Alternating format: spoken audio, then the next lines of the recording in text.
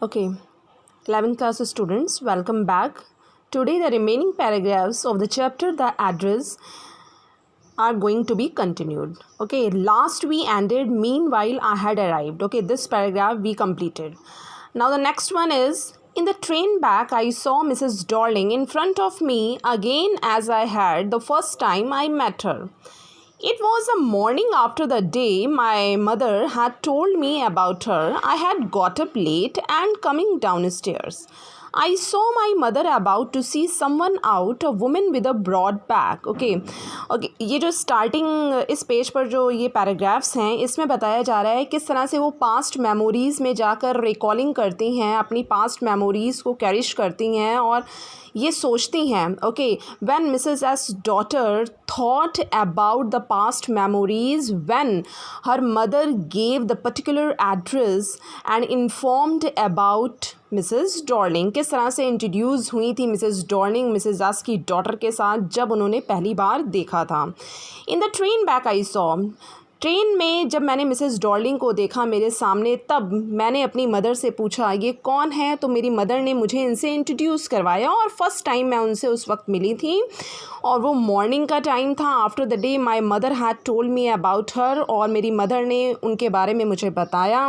I had got up late and coming down stairs, तब मैंने नीचे आके देखा कि मेरी मदर वेट कर रही हैं किसी का बाहर. A woman with a broad back, एक महिला जिनका फिज़िकल स्ट्रक्चर किस तरह से था, उनकी पीठ जो थी वो काफ़ी चौड़ी थी. There is my daughter said my mother, मेरी मदर ने कहा कि ये मेरी डॉटर है. इंट्रोड्यूस करवाया मुझसे उन्होंने. She beckoned to me, the woman nodded and picked up the suitcase under the coat rack and she wore a brown coat and a shapeless hat. और उन्होंने जो ड्रेस पहनी थी वो लॉन्ग कोट था, ब्राउन कोट, शेपलेस हैट पहनी थी. And she hid something under the coat, वो क्या था, suitcase.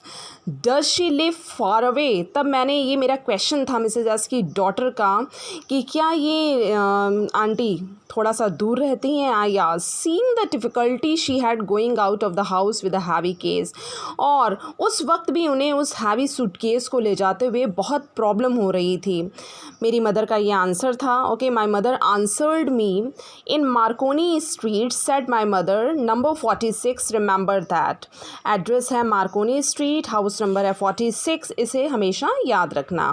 I had remembered it in this paragraph. I had remembered it but I had waited a long time to go there. मैंने इसे काफ़ी अच्छे से याद रखा लेकिन मैंने काफ़ी लंबा इंतज़ार किया यहाँ आने के लिए. After the liberation I was absolutely not interested in all that stored stuff. और लिब्रेशन के बाद मैं पूरी तरह से इंटरेस्टेड नहीं थी इन सारे सामानों को वापस लाने में. And naturally I was also rather afraid of being confronted with things that had belonged to a connection that no longer existed. और उन चीज़ों से जिनसे हमारा काफ़ी सालों से कोई कनेक्शन नहीं है और वो चीज़ें जिनका कोई एग्जिस्टेंस नहीं है इतने लंबे समय से. एंड वी डोंट नो, इस पैराग्राफ के according, we don't know how they lie like. Okay, किस तरह से वो रखी हुई हैं हमें कुछ आइडिया नहीं है, तो इसलिए मैं कुछ डरी भी हुई थी. विच वर हिडन अवे, जो वस्तुएं छुपी हुई हैं कबर्ड्स में, बॉक्सेस में, और इंतज़ार कर रही हैं बेकार में. बेकार में इसलिए क्योंकि उन्हें पता नहीं है, because they are non living things, क्योंकि वो नॉन लिविंग थिंग्स हैं और नॉन लिविंग थिंग्स होते हुए उन्हें पता नहीं है who is the real owner. और वो यूं ही पड़ी हुई हैं पर्पसलेसली कबर्ड्स में, बॉक्सेस में, until they were put back in their place again, जब तक कि उन्हें वापस सही स्थान पर ना ले जाया जाए वो इस तरह से बेकार में पड़ी रहेंगी. Which had endured all those years because they were things, उन्हें इसलिए टॉलरेट करना पड़ा क्योंकि वो निर्जीव वस्तुएं थीं. But gradually everything became more normal again. Bread was getting to be a lighter colour. There was a bed you could sleep in unthreatened, a room with a view you were more used to glancing and each day. और अब जब सारी स्थितियाँ, सारी condition, circumstances जब धीरे धीरे normal हो रही थी, ओके, हर चीज़ अपनी नॉर्मल कंडीशन में आ रही थी और वो बिस्तर जिस पर हम बहुत आसानी से सो सकते थे बिना डरे हुए, और ऐसा रूम जिसे हम बार बार देख सकते थे. And one day I noticed I was curious about all the possessions that must still be at the address. I wanted to see them, touch and remember. अब मैं जाकर उन वस्तुओं को देखना चाहती थी, याद करना चाहती थी और उन्हें छूना चाहती थी. Because now I am curious about to have all those possessions. After my first visit in when. अब वो कहती हैं कि मेरी फ़र्स्ट विज़िट तो बेकार गई. फ़र्स्ट विज़िट यानी कि जब वो मिसेस डॉर्लिंग के पास आई और मिसेस डॉर्लिंग ने उन्हें किस तरह से नेग्लेक्ट किया, इसलिए उनकी फ़र्स्ट विज़िट जो है बेकार गई. I decided to try a second time. मैंने निर्णय लिया कि मैं सेकेंड टाइम ज़रूर ट्राई करूँगी. Now a girl of about 15 opened the door to me. I asked her if her mother was at home. अब 15 साल की किसी लड़की ने दरवाज़ा खोला. तब मैंने उनसे पूछा क्या उनकी मदर घर पर हैं. No, she said my mother is doing an errand. नहीं, मेरी मदर घर पर नहीं है, वो किसी काम के लिए बाहर गई हैं. Okay, no matter, I said I'll wait for her. कोई बात नहीं, मैं उनके लिए इंतज़ार करूँगी, क्योंकि उन्होंने डिसाइड कर लिया था. Now next. I followed the girl along the passage. An old-fashioned iron Hanukkah candle holder hung next to a mirror. We never used it because it was much more cumbersome, means heavy, than a single candlestick. तब मैंने उस girl के पीछे पीछे उसका follow किया और जैसे ही मैंने फ़ॉलो किया तब मैंने देखा एक कैंडल होल्डर मिरर के पास है, टंगा हुआ है. वी नेवर, हमने कभी उस कैंडल होल्डर को यूज़ ही नहीं किया था क्योंकि वो कुछ हैवी हुआ करता था. Then a single candle stick, एक कैंडल स्टिक से हैवी हुआ करता था. वोंट यू सिट डाउन, क्या तुम बैठोगी नहीं. आस्क्ड द गर्ल, उस गर्ल ने पूछा. कौन थी वो गर्ल. मिसेस डॉर्लिंग की बेटी. She held open the door of the living room, उसने लिविंग रूम का दरवाज़ा खोला. And I went inside past her, और मैं उसके पीछे पीछे गई. आई स्टॉप्ड हॉरिफाइड, वो क्यों रुक गई. कौन. मिसेस डॉर्लिंग तो थी नहीं वहाँ. मिसेस डॉर्लिंग की बेटी ने जैसे ही लिविंग रूम का दरवाज़ा खोला, मिसेस एस की डॉटर वहाँ चौंक गई. She was greatly shocked and horrified, वो डर चुकी थी. I was in a room I knew and I didn't know, मुझे एक तरफ से तो ये पता है कि मैं रूम में एंटर ले चुकी हूँ, मैं रूम में हूँ, लेकिन दूसरी तरफ मुझे लग नहीं रहा कि ये कोई रूम है. Okay, it was not seeming like room. I found myself in the mist of the things. Okay, मैंने अपने आप को काफ़ी सारी चीज़ों के बीच में पाया. I did want to see again, but which oppressed me in the strange atmosphere. मैं इन्हें दोबारा देखना तो चाहती थी, लेकिन इतना अजीब वातावरण था कि सारी चीज़ें आपस में मिसमैनेज थीं.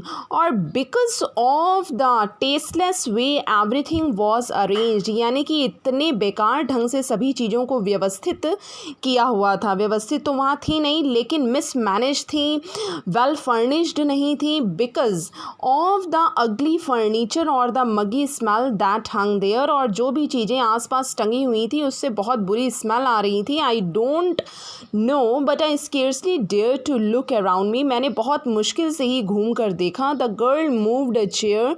आई sat down and stared at the woollen table cloth.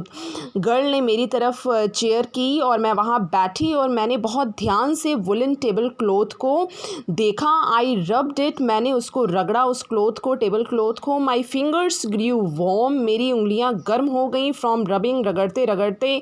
I followed the lines of the pattern. मैं उस पे जो लाइनिंग्स थी उनको, उस पैटर्न को देखना चाह रही थी. क्या ये वही टेबल क्लॉथ है जो हमारे घर पर था.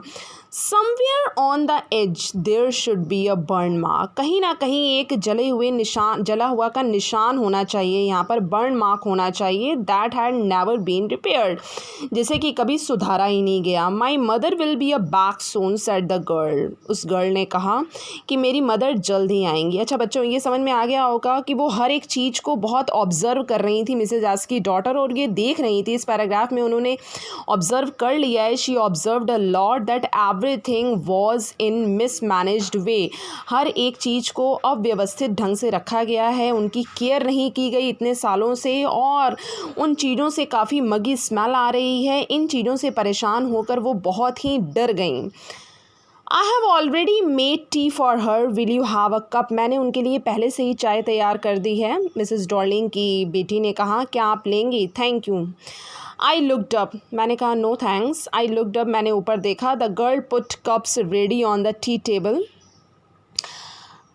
गर्ल ने सभी कप्स अरेंज कर दिए टी टेबल पर. And she had a broad back. उसका भी फिजिकल अपीयरेंस अपनी मदर की तरह ही था, just like her mother. She poured tea from a white pot. उसने वाइट पॉट से टी को उड़ेला. All it had was a gold border on the lid.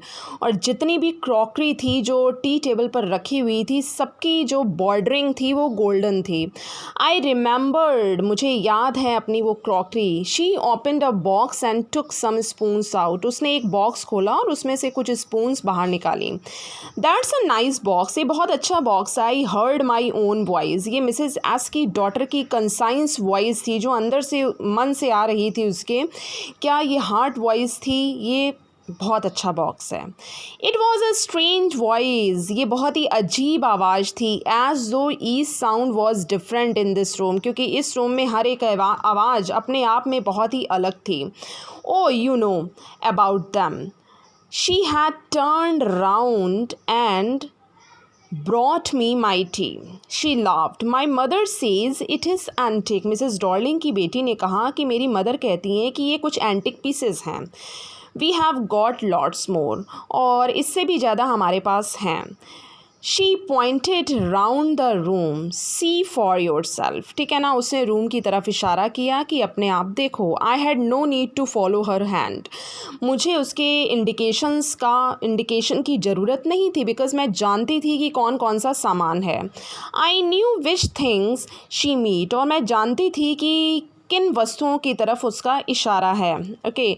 I just looked at the still life over the tea table. मैंने बहुत ध्यान से देखा कि टी टेबल की उस कंडीशन को. As a child I had always fancied the apple on the pewter plate. जब मैं छोटी थी तो उस पीटर प्लेट पर खाना खाया करती थी.